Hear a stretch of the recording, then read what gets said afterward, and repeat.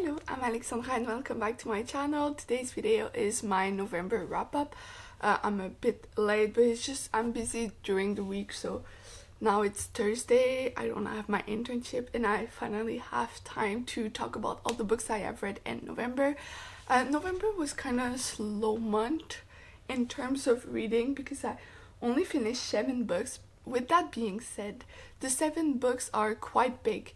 So, that explains why I've only read 7 books. I know for some people it might seem a lot, but for me I was planning to read like 10 books. Didn't happen, but it's okay. If you want to see the full reviews and what I thought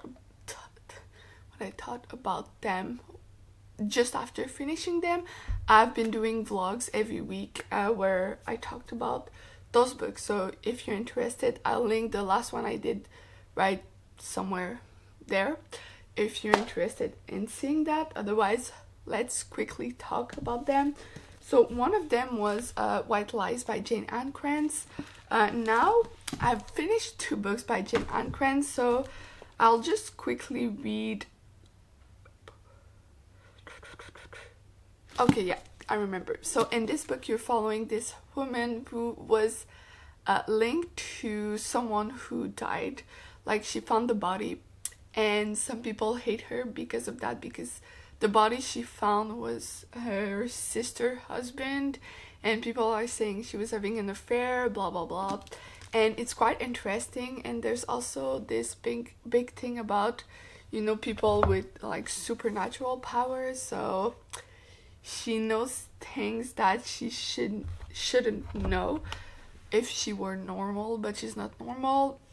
And someone else dies in that book, except the body she found, and people are slowly wondering if she's the one who's doing the murders because she also found that body. But yeah, this woman goes through a lot. She figures out who murdered those people and why, and also in the middle of this there's a love story between her and a guy. So it was kind of good. I enjoyed it. I think I prefer the other one. So this is another book I finished in November. It's Falling Awake by Jane Ann Krantz too, and this you're following this woman who can analyze dreams, but like she also dreams about things that are gonna happen for sure, and her dreams talk to her, I would say. And there's this old guy who passes away, this old guy passes away, but he was the owner of a research center focused on like dreams and dreaming and all of that. She was working for him. Then the son comes into the picture and he fires this girl. So she's trying to figure out what to do now because she didn't go to school. She doesn't have she doesn't have a good resume and all of that. And then she meets this guy who could become her potential client and all of that. Someone dies, and it's just they're trying to figure out everything behind it, why those people are dying, all of that. And also it's part of a series, so there are a couple of things that I did not understand, but it's made in a way that it's not that important that you haven't read the books before, which I like, because honestly, like thrillers series, I feel like it's annoying to have to read them in order, because most of the time there's like 20 books in that series, 30 books. Like, it's annoying. I don't have time to find the first books in the series. I just want to read the book that I have, But this was good. I feel like when I first read Jane Ann Krantz, I wasn't that into the stories, but now as I've read more, I'm really enjoying them, and I have a couple more on my physical unread books, so excited to see where that goes. Then we'll move to The Rose Gold by Kate Quinn. Honestly, like, I've read a couple of books by Kate Quinn, and I feel like it's not for me. So in this, you're following a couple of girls who started working during World War II, which is great. I like that part. But apart from that, like, in the girls, there's a girl who dates Prince Philip, who then became Queen Elizabeth's husband, and I just felt like it was too much, you know? It was. Anyway, all the love stories in this are not good. Like, I didn't care for them, and the part where, this woman was put in a psychiatric hospital and all of that, I didn't care about this book at all. It's not that it's bad, but I just feel like, from what I've read by Kate Quinn, she always has the same story. This strong woman who had an important part during World War II, and now she's hidden that part of her to just keep on living. It's all that, and it doesn't work for me. So I think this is the last book I will ever read by Kate Quinn, because it just doesn't work for me, okay? And also, I don't have any books by her on my physical unread books pile, whatever. So, done with Kate Quinn. Then, I'm trying to see. I finished a nonfiction this month, The Life of Elizabeth I by Alison Ware. I thought it was a fiction because she also writes fiction, but turns out it was nonfiction. But I found it very interesting. You're following, the life of Elizabeth I, and just learning about who she was, why she was there, the relationship she had, the important part she had for England, and all of that. Yeah, it was interesting. There's not much I can say about nonfiction because it's a historical book about real events, and it was good. If you never read anything by this writer, I would suggest you do, because I feel like she's very good. It was the first nonfiction I have read by her, though. I've read a lot of her fiction works. They tend to be about, queens and kings and monarchies, but yeah, just very good. Then I finished a fantasy book.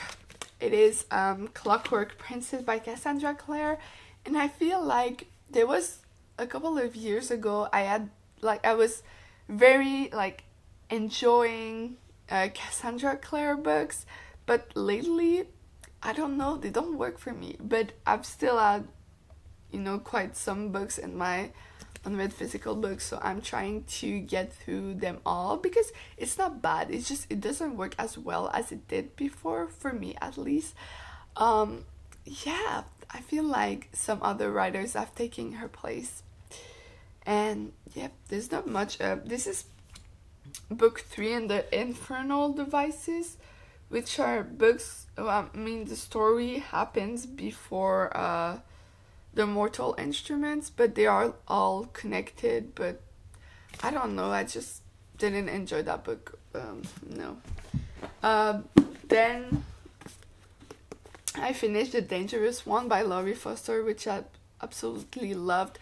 You're following these two people who are living remotely, I would say, but they're neighbors, recently neighbors. The girl just moved there, and a bunch of things happens. You realize that she bought a house which was abandoned and was used by a drug dealer for hiding things and all of that, and he's trying to get into the house, but the girl is not gonna happen, and a bunch of things happens. But there's also a love story, which I love. This Laurie Foster book felt more like her older work, which works better for me, so that was very good. I enjoyed this book. Was it the best book I have read by Laurie Foster? No, but I think it was still a strong book. I would say 4 stars. Lately, I haven't been giving stars reviews, because I feel like sometimes you read a book. Oops, I dropped my phone. Sometimes you read a book and you're like, oh, this is a 4 stars, but then later you're like, oh, I think this is more 3 stars or 5 stars. It just, for me, nowadays, the star reviews are better if I do them later, a couple of weeks or months after I've read the book, because if the book book sticks with me, that means it's closer to a 5 stars. But let's say I've read it, enjoyed it, like I'm like, oh, this is a 5 stars, and then 2 months later I don't remember the story, it's not a 5 stars. So, but I think it's a strong 4 stars because I don't think the story is gonna stick with me. Maybe a bit because I remember easily the books I've read, but yeah, it's not worth of 5 stars, but it's better than the 3 stars, if that makes sense. But it was good. Then, I attempted to read a couple of thrillers this month because I have a lot of thrillers, yeah, to read. But one of them was not good. And you're like, why? Well, because it was this book, As the Wicked Watch by Tamron Hall, and it was just not good. I've read like maybe 100 pages and I was like, I'm done. I'm gonna unhold this book too because I don't want to keep it on my shelf, because as you can see I have a lot of books and don't have as much space as I would like, so I need to get rid of some books, and this is gonna be in one of them. So basically you're following a journalist who's trying to figure out who killed this teenager, black teenager, and it's just badly written, honestly. It's just weird. And it's also written by a journalist, and it feels like it because like it's dry, there's nothing, yeah, just it was bad. Okay, I'm not gonna talk about more than this, but yeah. So I mean, technically I did finish 6 books and DNF'd 1, but I'm still gonna say I've read 7 books because I closed 7 books that I owned. I'm really into trying to bring down my physical books, like unread physical books number down, because I need to, start reading more books that are working for me. So just trying to figure out, and I'm looking there because my physical unread physical bookshelf is right there. But yeah, that's it for today. Thank you for watching. Don't forget to like and subscribe, and I'll put some videos that I recommend you check out, and I will see you soon in another video. Bye.